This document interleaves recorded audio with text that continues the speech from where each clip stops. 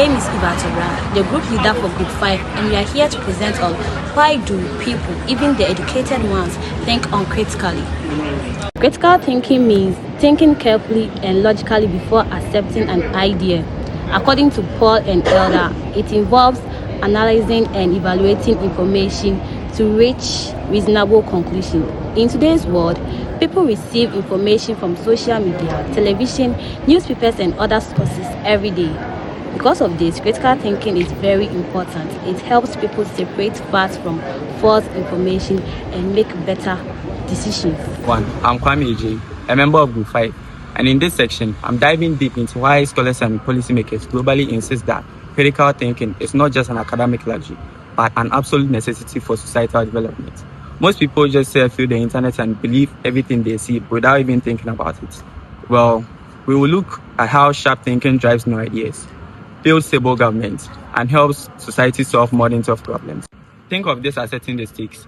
Before we talk about what actually blocks critical thinking, we first have to prove what the world loses without it. Simply put, a nation can only grow as fast as its people can think. I go by the name Mausi Francis Osei. I'm here to talk about point 3, that is cognitive and psychological bias. Cognitive and psychological bias refers to critical thinking. These biases hinder logical and critical thinking factors like emotional reasoning, that is letting feelings and emotions guide our decisions. Another point is group thinking, that is following others without questioning. And lastly, confirmation bias, that is believing only what supports our views.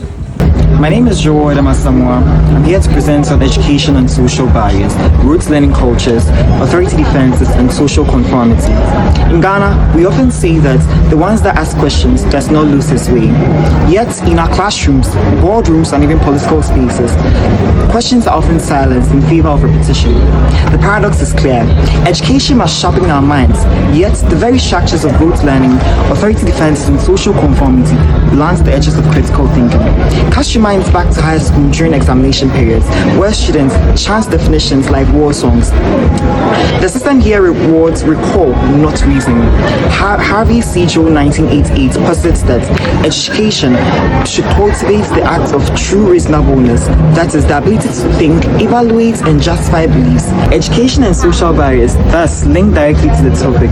They create a culture where thinking critically is not just difficult, but discouraged. Rote learning teaches us what to think. Authority defenses dictate to us who and what to believe. Echo chambers reinforce what we already know. Together, they reinforce invincible charms that bind even the educated ones. Education does not automatically make someone a critical thinker, as many educated people still make poor decisions and hold biased views. This is because education often focuses on memorization and exam success rather than independent thinking and analysis. Overconfidence, lack of humility, personal biases, social pressure can also prevent critical thinking. Therefore, critical thinking requires openness, curiosity, and a willingness to question beliefs beyond formal education.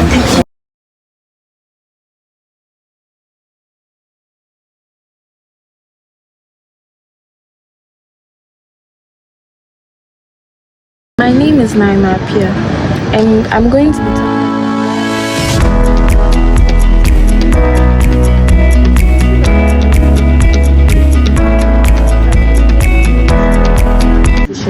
because school usually teaches students to memorize facts instead of thinking for themselves. Being too confident, having personal opinions, and following others can also stop people from thinking carefully.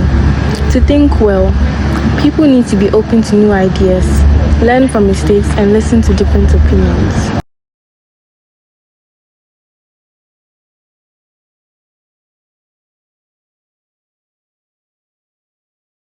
I go by the name Yeboah Mercy, and I'm here to talk about pathways.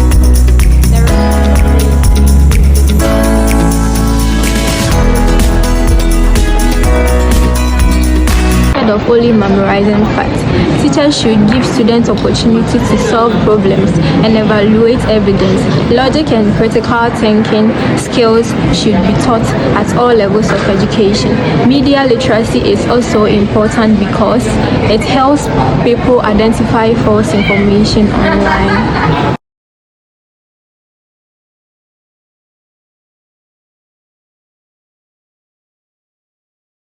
I respond to the name Admarco Kelvin, and on this chapter, I'm here to talk about the party spirit. Society should encourage open discussions where people can share different opinions respectively. Individuals should learn to listen to others and consider new evidence. As a result, societies will be better able to solve problems and achieve development. The name is Michael Sapon-Crine. In conclusion, critical thinking is one of the most important skills individuals need in today's complex and rapid changing world. It enables people to analyze information, question assumptions, evaluate evidence, and make informed decisions. However, fostering critical thinking requires both educational and societal changes. Through reforms in schools and borders, societal reforms, communities can create environments that encourage inquiry, independent reasoning, and intellectual growth. By the name Stephen Opoku-Bafo. This brings our presentation to an end. On behalf of Group 5, we would like to thank our lecturer and our audience for your attention and support. We truly appreciate your time. We are happy to answer any questions you may have. Thank you very much.